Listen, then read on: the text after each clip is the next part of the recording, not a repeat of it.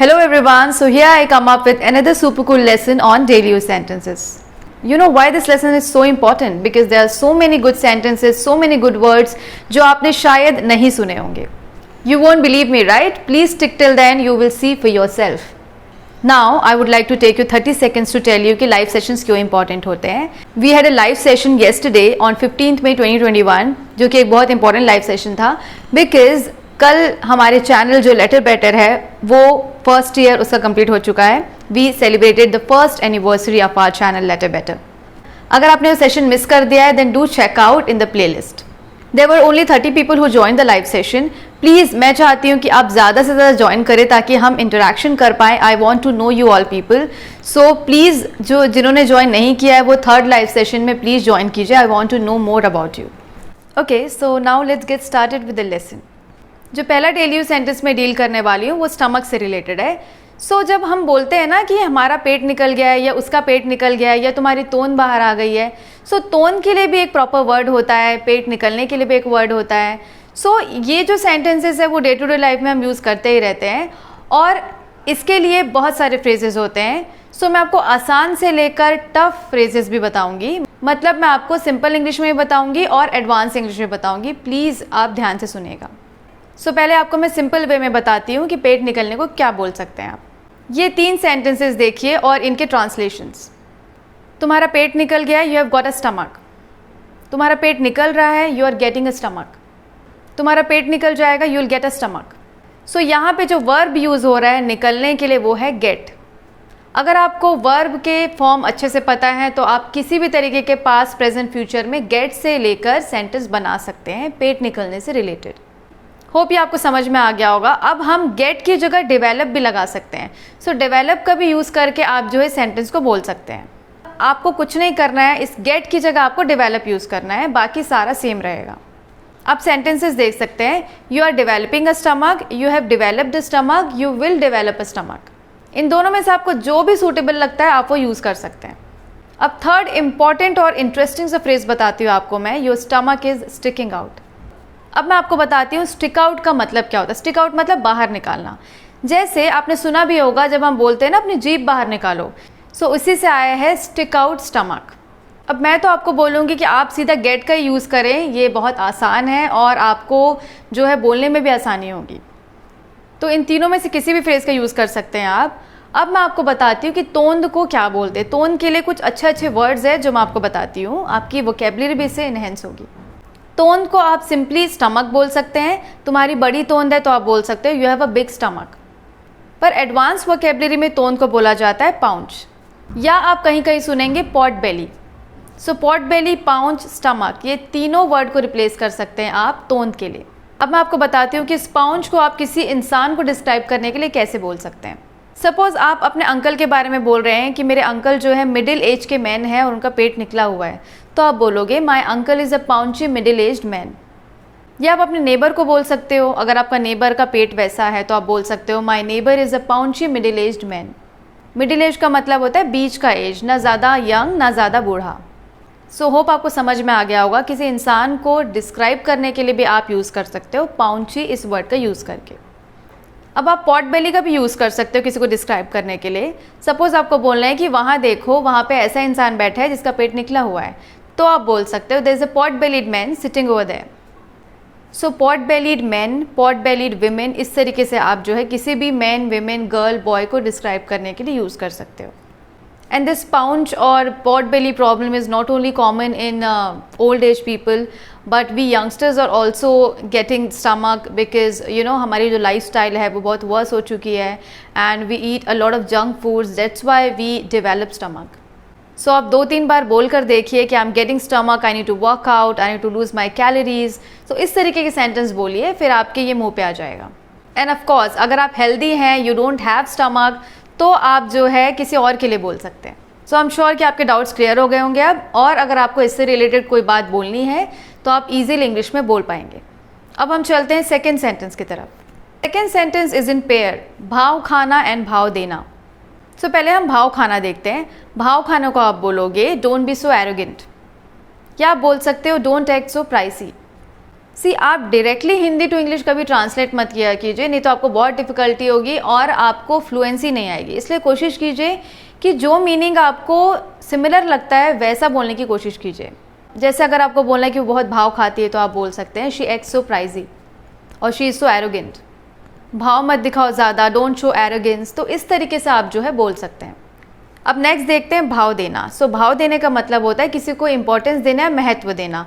तो इसके लिए तो सिंपल है, अगर आपको बोलना है कि मैं ऐसी चीज़ों को भाव नहीं देती तो आप बोलोगे I don't give importance to such things. उसे ज़्यादा भाव मत दो, don't give importance to her. आप इससे रिलेटेड सेंटेंस बनाइए, बोल के देखिए, फिर आपको जो है तकलीफ नहीं होगी। I would like to take you 20 seconds here. आप लोगों में से किसी ने मुझे पूछा था कि आप जो माइक, ग्रीन स्क्रीन या जो भी इक्विपमेंट्स यूज़ करते हैं वीडियो बनाने में, उसका लिंक आप प्रोवाइड कीजिए। सो अमेज़ॉन पे मैंने जो भी ख़रीदा है उसका लिंक जो है वो डिस्क्रिप्शन बॉक्स में है, वहाँ से जाकर देख सकते हैं। कम प्राइजेस पे मैंने लिया है तो आप सीधा लिंक पे जाकर वहाँ से ख़रीद सकते हैं। इस चैनल पे कुछ यूट्यूबर्स हैं जिन्होंने मुझे बोला था कि आप जो है लिंक प्रोवाइड कीजिए या बताइए कि क्या क्या यूज़ करते हैं। सो जो भी मैं गियर्स यूज़ करती हूँ वो मैंने डिस्क्रिप्शन बॉक्स में दे रखा है, प्लीज़ चेकआउट और वहाँ से आप बाय कर सकते हैं। अब जो थर्ड सेंटेंस है वो भी मैंने पेयर में लिया है। थर्ड सेंटेंस है पीछा छुड़ाना और पीछा करना। पहले हम देखते हैं पीछा करना। पीछा करने के लिए दो वर्ड हैं, फॉलो एंड चेज़। मेरा पीछा मत करो, डोंट फॉलो मी। मेरा पीछा करना बंद करो, स्टॉप फॉलोइंग मी।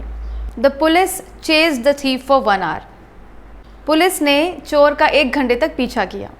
अब चेज का मैं आपको स्पेशल यूज़ बताती हूँ। ये अक्सर ड्रीम्स के लिए यूज़ किया जाता है। जैसे अगर आपने कोई सपना देखा, ठीक है, या आपका कोई गोल है, आपका सपना है, तो आप बोल सकते हो I am chasing my dreams. So इस चेज़ का मतलब पॉजिटिव वे में लिया गया है कि आप अपने सपने पे विश्वास करते हैं, you believe on your dreams, और उस सपने को पूरा करने के लिए आप आगे बढ़ रहे हैं, तो आप बोल सकते हैं आई एम चेजिंग माई ड्रीम्स। अब इसका नेगेटिव यूज़ भी होता है, जैसे कोई बहुत ज़्यादा मनी के पीछे भाग रहा है, पैसों के पीछे, तो आप उससे बोल सकते हैं स्टॉप चेजिंग मनी, मतलब पैसों के पीछे भागना बंद करो।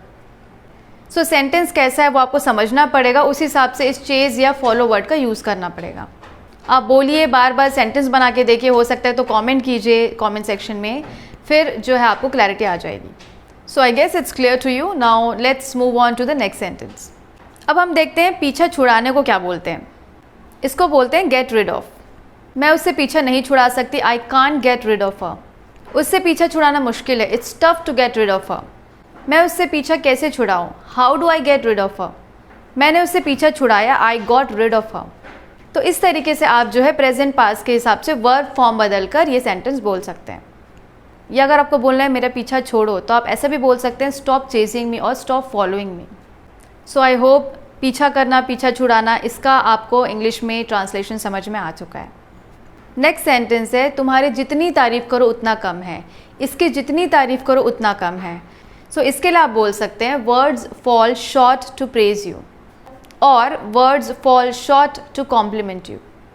या एक सेकेंड तरीका है no words are enough to compliment you, और थर्ड तरीका है no amount of appreciation is enough for her और no amount of praise is enough for हर।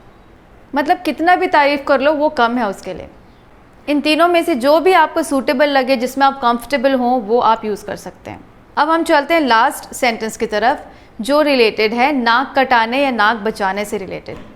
या हम हिंदी में बोलते हैं इज्जत बचा ली या इज्जत उछाल दी। तो हम इन्हें कैसे एक्सप्रेस करेंगे, हम आगे देखते हैं। वैसे ये पेयर में है, आपको ज़्यादा तकलीफ नहीं होगी इसे समझने में। इसे 2 तरीक़ों से बोला जाता है, safe face and lose face. Safe face का मतलब होता है इज्जत बचाना, लूज फेस का मतलब होता है इज्जत उछालना या नाक कटा देना। पहले हम देखते हैं सेफ फेस से रिलेटेड सेंटेंसेस। तुमने मेरी इज्जत बचा ली, यू सेव माई फेस। मैंने अपने पेरेंट्स के सामने अपनी इज्जत बचा ली, I manage to save face in front of my parents. अब इज्जत उछालना या नाक कटाने को आप बोलेंगे लूज फेस। उसे लगता है कि अगर उसने अपनी गलती मान ली तो उसकी नाक कट जाएगी। She thinks she would lose face if she admits her mistake. मतलब अगर वो अपनी मिस्टेक सबके सामने कबूल लेती है तो उसकी नाक कट जाएगी, उसकी इज्जत मिट्टी में मिल जाएगी। नेक्स्ट सेंटेंस है उसकी नाक कट गई, she lost face. Next sentence है उसे नाक कटने का डर है, तो आप बोल सकते हो शी फियर्स लूजिंग फेस। नाक कटने का डर, ठीक है, फियर्स लूजिंग फेस, तो यहाँ पे आईएनजी फॉर्म लगेगा। जैसे हम बोलते हैं ना, उसे हर्ट होने का डर है, तो हम कैसे बोलते हैं, शी फियर्स गेटिंग हर्ट। सो इसी तरीके से आप बोल रहे हैं उसे नाक कटने का डर है, तो आप बोलोगे शी फियर्स लूजिंग फेस।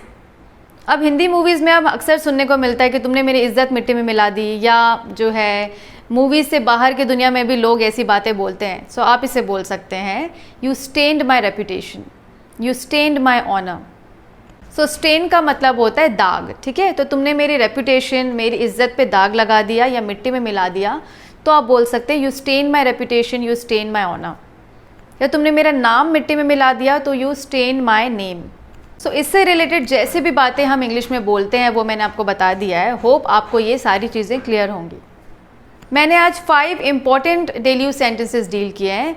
तो अगर आपके पास टाइम है या अगर आप जो है अच्छे से सीखना चाहते हैं, तो कमेंट में इससे रिलेटेड 5 से रिलेटेड आप सेंटेंस बनाइए, खुद से सोचिए कि क्या क्या हो सकता है एंड कमेंट कीजिए। और कोई डाउट होता है then do ask me in the comment sections. You know, I must admit this thing that despite pain in my eyes, I spent hours to make this video. मैंने बहुत search किया, मैंने different ways देखे कि आप कैसे बोल सकते हैं किसी चीज़ को। जितना मुझे पता था वो तो मैंने इंक्लूड किया ही है, पर मैंने सोचा कि क्यों ना मैं कुछ और चीज़ें इंक्लूड करूँ जो है इसके सिनोनिम्स होते हैं, तो वो भी मैंने इंक्लूड करने की कोशिश किया है। सो प्लीज़ आई वॉन्ट कि आप जो है अप्रिशिएट करें, और आपके अप्रिशिएट करने का तरीका ये होगा कि आप शेयर करें ज़्यादा से ज़्यादा इस वीडियो को, और दूसरा इन सेंटेंसेस का यूज़ करें डे टू डे लाइफ में।